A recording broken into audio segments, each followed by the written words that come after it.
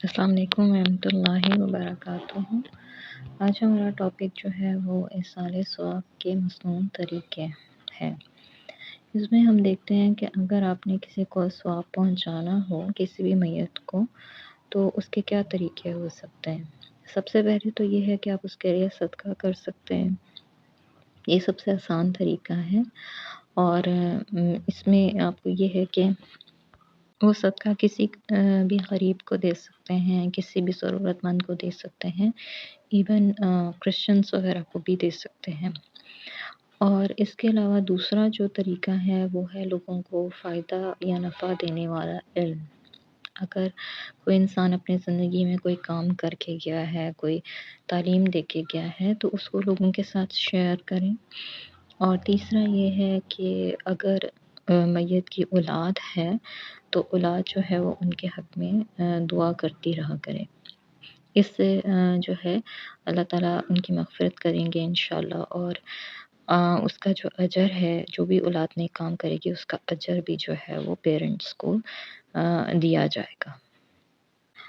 اچھا، سب سے پہلی بات یہ کہ صدقہ ہم کہاں دے سکتے ہیں۔ صدقہ ہم کسی بھی دین کے بھلائی کے کام میں دے سکتے ہیں، مسجد میں دے سکتے ہیں، مدرسے میں دے سکتے ہیں، کسی کتب خانے میں دے سکتے ہیں، کسی شفا خانے میں دے سکتے ہیں جیسے ڈسپینسری وغیرہ ہے۔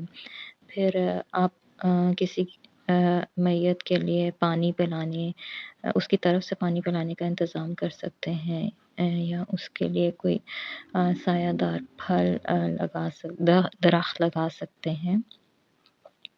صدقے کی جو ایک شکل ہے وہ وقف بھی ہے، اور وقف میں یہ ہے کہ اگر ان کے پاس کوئی بھی جائیداد وغیرہ تھی یا ان کا کوئی گھر تھا تو وہ اس گھر کو آپ کسی بھی ایسے ادارے کو دے سکتے ہیں جس میں وہ دین کی تعلیم وغیرہ دیں وہاں پر، تو یہ ہے کہ پھر اس کا جو ثواب ہے وہ میت کو ملے گا۔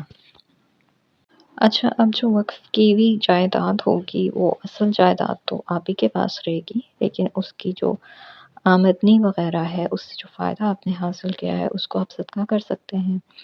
اسی طرح وقف کی ہوئی جائیداد کو آپ فروخت نہیں کر سکتے، نہ ہی اسے گفٹ کر سکتے ہیں کسی کو، نہ ہی وہ پھر اب وراثت میں آئے گی اور تقسیم ہوگی، اور اس کو دوبارہ خریدا بھی نہیں جا سکتا۔ اگر کسی نے غلطی سے جائیداد بیچ دی ہے تو اس کو دوبارہ آپ نہیں خرید سکتے۔